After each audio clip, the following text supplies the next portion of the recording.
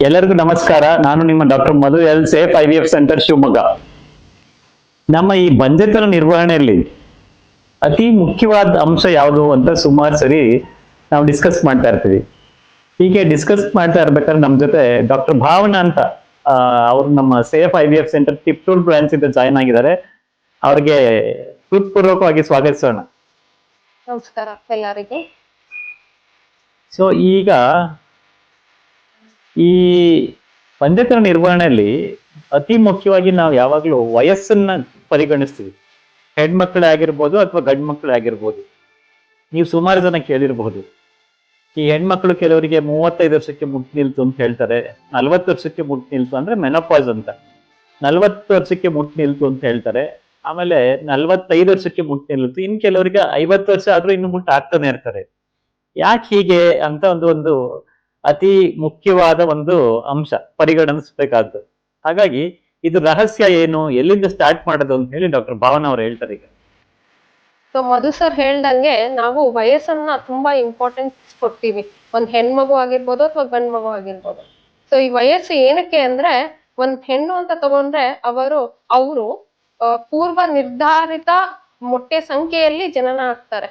So ಈ ಮೊಟ್ಟೆ ಅಂದ್ರೆ oocytes ಅಂತ ಏನ್ ಕರಿತೀವಿ, ಇದು ಯಾವಾಗ ಉತ್ಪತ್ತಿ ಸ್ಟಾರ್ಟ್ ಆಗುತ್ತೆ ಅಂದ್ರೆ ಆ ಮಗು ತಾಯಿಯ ಗರ್ಭದಲ್ಲಿದ್ದಾಗ 1.5 ಅಥವಾ 2 ತಿಂಗಳು ಅಂದ್ರೆ 6 to 8 ವೀಕ್ಸ್ ಅಲ್ಲಿ ಉತ್ಪಾದನೆ ಸ್ಟಾರ್ಟ್ ಆಗುತ್ತೆ.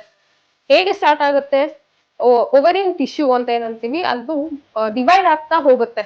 ಡಿವೈಡ್ ಅವಾಗ ಸ್ಟಾರ್ಟ್ ಆಗಿದ್ದು ಸುಮಾರು 4 ರಿಂದ 5 ತಿಂಗಳು ಪ್ರೆಗ್ನೆಂಟ್, ಆ ತಾಯಿ ಪ್ರೆಗ್ನೆಂಟ್ ಇರೋ ತನಕ ಇದು ಉತ್ಪತ್ತಿ ಸ್ಟಾರ್ಟ್ ಆಗುತ್ತೆ. ಅಂದ್ರೆ ಆ ಗರ್ಭಾವಸ್ಥೆಯಲ್ಲಿ 5 ತಿಂಗಳ ತನಕ ಮ್ಯಾಕ್ಸಿಮಮ್ ನಂಬರ್ ರೀಚ್ ಆಗಿರುತ್ತೆ. ಹೌದು. ಸೊ 5 ತಿಂಗಳಷ್ಟೊತ್ತಿಗೆ 6 ರಿಂದ 7 ಮಿಲಿಯನ್ oocytes ಪ್ರೊಡ್ಯೂಸ್ ಆಗಿರುತ್ತೆ ಅಥವಾ ಉತ್ಪತ್ತಿ ಆಗಿರುತ್ತೆ. ಅಂದ್ರೆ ಸರಿ ಸುಮಾರು 70 ಲಕ್ಷ ಇರುತ್ತೆ. ಹೌದು. ಅದು 5 ತಿಂಗಳ ಗರ್ಭಾವಸ್ಥೆಯಲ್ಲಿ 70 ಲಕ್ಷ ಅಂದ್ರೆ 7 ಮಿಲಿಯನ್ಗಳ ಸಂಖ್ಯೆ ಇರುತ್ತೆ. ಹೌದು. ಮುಂದೆ ಏನಾಗುತ್ತೆ? ಮುಂದೆ ಆ oocytes, ಆ ಮೊಟ್ಟೆಗಳು ಕುಸಿತ ಆಗುತ್ತೆ, ಕಡಿಮೆ ಆಗ್ತಾ ಹೋಗುತ್ತೆ. ಆ ಮಗು ಹುಟ್ಟಿದಾಗ ಅಂದ್ರೆ ಜನನ ಆದಾಗ ಆ ಹೆಣ್ಮಗುಗೆ ಸುಮಾರು 2 ಮಿಲಿಯನ್ ಇಂದ 5 ಲಕ್ಷ ಮೊಟ್ಟೆಗಳು oocytes ಅಷ್ಟೇ ಇರುತ್ತೆ. ಅಂದ್ರೆ ಹುಟ್ಟಾಗ ಅವ್ರು ಹೇಳ್ತಾ ಇರೋದು ಬರೀ ಒಂದು ಹೆಣ್ಮಗು ಅವ್ರ ಜನನ ಆದಾಗ ಬರೀ 20 ಲಕ್ಷ, ಮ್ಯಾಕ್ಸಿಮಮ್ 20 ಲಕ್ಷ ಇರುತ್ತೆ, ಅಥವಾ ಕಡಿಮೆ ಅಂದ್ರೆ 5 ಲಕ್ಷ ತನಕ. ಅಂದ್ರೆ ಒಂದು pre determine pool of oocytes ಇಂದ ಜನಿಸಿರ್ತಾರೆ ಹೆಣ್ಮಕ್ಳು ಅನ್ನಂಗ ಆಯ್ತು. ಹೌದು. ಸೊ ಹುಟ್ಟಿದ ನಂತರ ಪ್ಯೂಬರ್ಟಿ ಅಂದ್ರೆ ದೊಡ್ಡೋರಾಗೋದು ಅಂತ ಏನಂತಾರೆ, ಆ ಸಮಯದಲ್ಲಿ 3 ರಿಂದ 4 ಲಕ್ಷ ಮೊಟ್ಟೆಗಳು ಇರುತ್ತಷ್ಟೇ. ಅಂದ್ರೆ ಈಗ ಸುಮಾರು 20 ಲಕ್ಷದಿಂದ ಈಗಾಗ್ಲೇ ಬರೀ 4 ಲಕ್ಷಕ್ಕೆ ನಂಬರ್ ರೆಡ್ಯೂಸ್ ಆಗೋಗಿದೆ. ಈ 4 ಲಕ್ಷದಲ್ಲಿ ನಿಮಗೆ ಗೊತ್ತಿಲ್ಲದೆ ಇರೋದೊಂದು ವಿಷಯ ಏನಂತಂದ್ರೆ, ಬರೀ 400 ಮೊಟ್ಟೆಗಳು ಮಾತ್ರ ಓವ್ಯುಲೇಷನ್ ಆಗತ್ತೆ ಅವರ ಜೀವನಾವಧಿಯಲ್ಲಿ. ಇನ್ನು ಉಳಿಕೆದ ಏನಾಗತ್ತೆ? ಮಿಕ್ಕಿದೆಲ್ಲ ಅಪೋಪ್ಟೋಸಿಸ್ ಆಗುತ್ತೆ. ಅಪೋಪ್ಟೋಸಿಸ್ ಅಂದ್ರೆ ಆ ಮೊಟ್ಟೆಗಳು ತಂತಾನೆ ಸಾಯಿಸ್ಕೊಳುತ್ತೆ, ಅಂದ್ರೆ ತಂತಾನೆ ನಾಶ ಆಗೋಗುತ್ತೆ. ಅಂದ್ರೆ ಅವ್ರು ಹೇಳ್ತಾ ಇರೋದು ಏನಂದ್ರೆ, ಈಗ ಏನಿರುತ್ತೆ ಅದು ಗ್ರಾನ್ಯುಲೋಸಾ ಸೆಲ್ಸ್ ಅನ್ನಂತ ಸಪೋರ್ಟಿಂಗ್ ಸೆಲ್ಸ್ ಏನಿರುತ್ತೆ, ಅದು ಈಸ್ಟ್ರೋಜನ್ ಅನ್ನೋದು ಬಳಕೆ ಆಗತ್ತೆ ವಿನಃ ಓವ್ಯುಲೇಷನ್ ಮೊಟ್ಟೆ ಪ್ರೊಡ್ಯೂಸ್ ಆಗೋದಿಲ್ಲ.